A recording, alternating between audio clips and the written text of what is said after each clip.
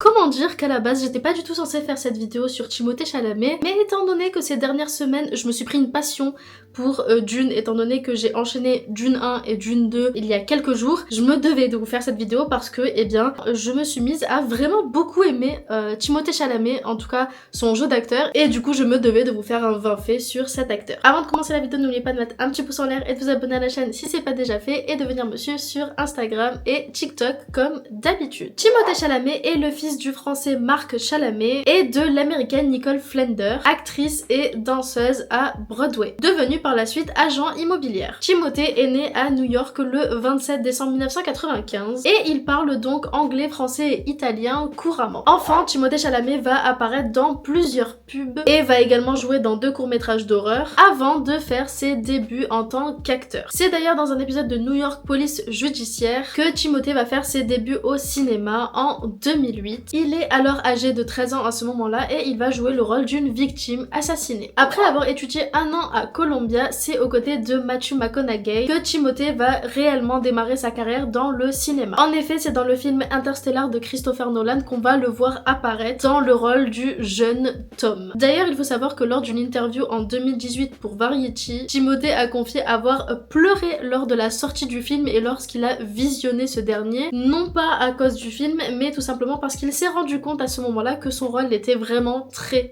minime, alors qu'il pensait avoir un plus gros rôle que celui-ci. En 2017, Timothée Chalamet va décrocher le rôle de Elio dans le film Call Me By Your Name, un premier rôle qui lui vaut d'ailleurs une nomination aux Oscars du meilleur acteur en janvier 2018. A noter qu'il a été le plus jeune acteur à y avoir été nommé depuis plus de 80 ans. Et en parlant de son rôle dans Call Me By Your Name, il faut savoir que c'est ce rôle qui va faire décoller sa carrière et grâce auquel il va commencer à se faire aimer et reconnaître par beaucoup. D'ailleurs, petite anecdote vis-à-vis de ce film, mais lors d'une scène où il y a un bisou entre Timothée et Armie, il faut savoir que à force de répétition, Timothée a expliqué lors d'une interview pour le Ellen Show qu'il a eu une brûlure au menton à cause de la barbe de Armie. Côté amour, il faut savoir qu'en 2013, Timothée Chalamet a eu une petite histoire d'amour avec Lourdes Léon, la fille de Madonna, et par la suite, entre 2018 et 2020, il a été en couple avec Lily Rose Depp, la fille de Johnny Depp et Vanessa Paradis. Puis en décembre 2020, il a eu une courte relation avec Eiza Gonzalez. Et évidemment, je pense que la plupart d'entre vous le savent déjà, mais il est actuellement, et ce depuis 2023, en couple avec Kylie Jenner. Leur couple a d'ailleurs fait énormément parler au tout début lorsque des rumeurs couraient à leur propos, mais depuis, les deux stars s'affichent ensemble à des événements publics, une manière d'officialiser sans avoir besoin de réellement officialiser. En 2017, il faut savoir que Timothée Chalamet a passé le casting pour le rôle de Spider-Man dans le film Spider-Man Homecoming. Mais tout ne va pas se passer comme prévu étant donné que Timothée va tout simplement louper le casting et c'est finalement Tom Holland qui aura le rôle. Timothée avait d'ailleurs expliqué dans une interview: j'ai lu mon texte 2 fois et une panique totale m'a envahi. Dans une interview accordée à V-Men, Timothée Chalamet déclare qu'il a 5 ou 6 artistes dont il s'inspire énormément dans son travail, dont notamment Joaquin Phoenix. En début de vidéo, je vous ai parlé des parents de Timothée, mais il faut savoir que Timothée a une sœur qui s'appelle Pauline et qui est elle aussi actrice, bien qu'elle soit moins connue que Timothée étant donné qu'elle commence elle aussi à peine sa carrière. Il faut savoir que Timothée a plusieurs passions en dehors de l'acting et du cinéma. Il est également un grand passionné de foot et notamment de l'équipe de foot de Saint-Etienne et il l'a fait savoir à plusieurs reprises lors d'interviews ou sur les réseaux sociaux.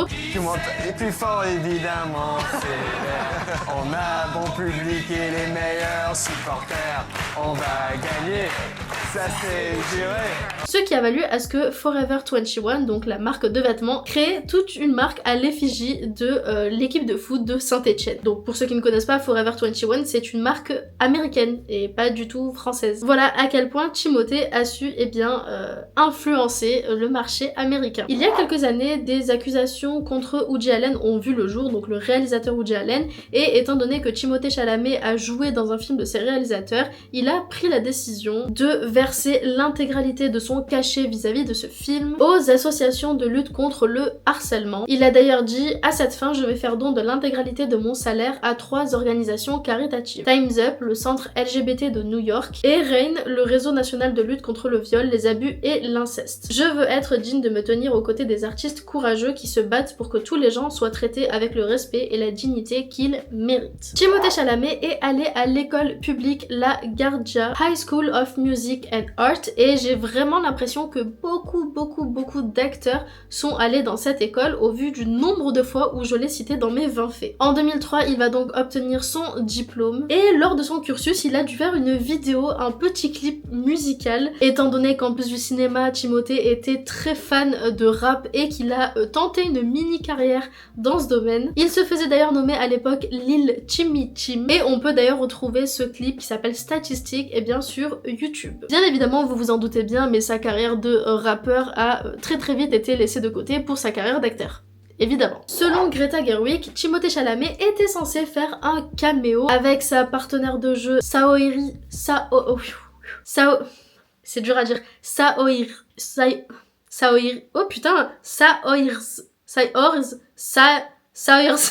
C'est un enfer de dire son nom. Saoirse Ronan. Bref, l'actrice qui joue avec lui dans Les Filles du Docteur March et dans Lady Bird. Ils devaient donc tous les deux faire un caméo dans le film Barbie, mais ça ne s'est finalement pas fait pour différentes raisons. Pour son rôle de Paul dans le film Dune, ou plutôt dans les films Dune, il faut savoir que Timothée Chalamet a dû s'entraîner et énormément répéter les scènes de combat. Et il a d'ailleurs fait ça dans une cave à vin abandonnée d'Angoulême. En effet, il a dû répéter ses scènes de combat pour Dune en même temps qu'il tournait dans le film de Wes Anderson. D'où le fait qu'il pouvait pas forcément prendre du temps pour s'entraîner correctement. D'ailleurs, une équipe de cascadeurs de Dune a fait le déplacement à Angoulême pour aider Timothée à s'entraîner. Vous le savez sûrement, mais Timothée Chalamet et Zendaya sont très proches dans la vraie vie et sont devenus très amis après le tournage de Dune partie 1, ou plutôt après leur rencontre sur le tournage de Dune. D'ailleurs, Denis Villeneuve a confirmé dans une interview à quel point Zendaya et Timothée Chalamet étaient très proches et que c'est d'ailleurs grâce à ça que les scènes intimes entre leurs deux personnages dans Dune 2 se sont très bien déroulées. Denis a expliqué dans une interview: lorsque nous avons fait la première partie, je me souviens que très rapidement,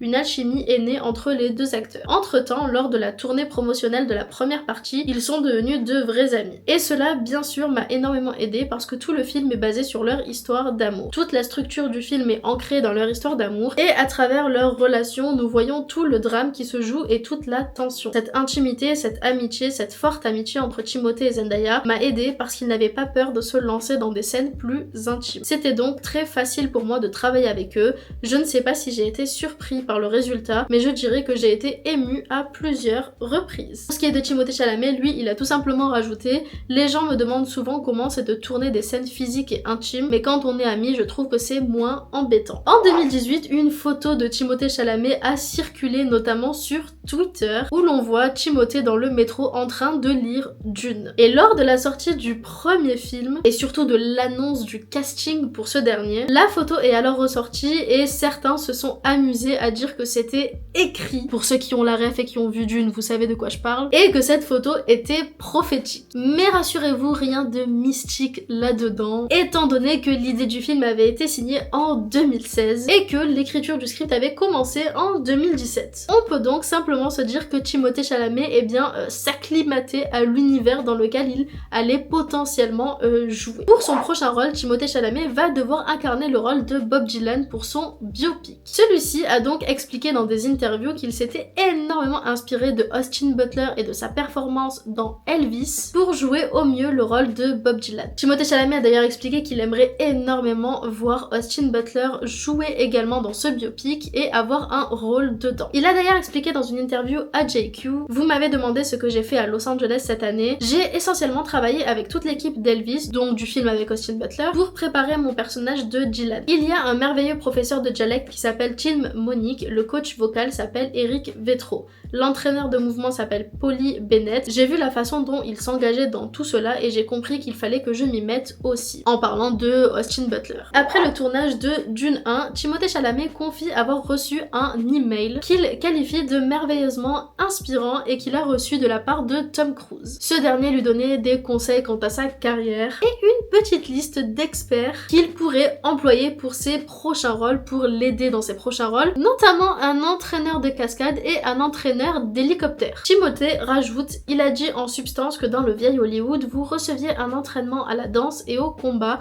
et que personne ne vous obligerait à respecter ces normes aujourd'hui. C'est donc à vous de jouer. L'email était vraiment comme un cri de guerre. D'ailleurs, petite anecdote bonus, mais il faut savoir que Timothée Chalamet a vu plus de 8 fois Top Gun Maverick en salle avant de qualifier ce film de l'un des plus grands films qu'il n'ait jamais vu. Comme je vous le disais, Timothée Chalamet est en couple depuis 2023 avec Kylie Jenner et du coup certains se posent la question de savoir si Timothée Chalamet pourrait potentiellement apparaître dans l'émission, donc l'émission de télé-réalité Les Kardashians. Et la réponse a été plutôt unanime, non, Timothée Chalamet n'apparaîtra pas dans Les Kardashians et heureusement, vous me direz. Il manquerait plus que ça que Timothée apparaisse dans Les Kardashians. Lors de la sortie de Wonka en salle, Timothée Chalamet s'est fait énormément moquer par la critique vis-à-vis de son style vestimentaire qu'il qualifierait d'extravagant. Ce à quoi Timothée Chalamet répond tout simplement qu'il se fiche complètement des critiques négatives à son égard, en plus d'ajouter qu'il est jeune et que en 2023/2024 du coup, cela ne devrait plus gêner pour autant. Surtout pour des films comme Wonka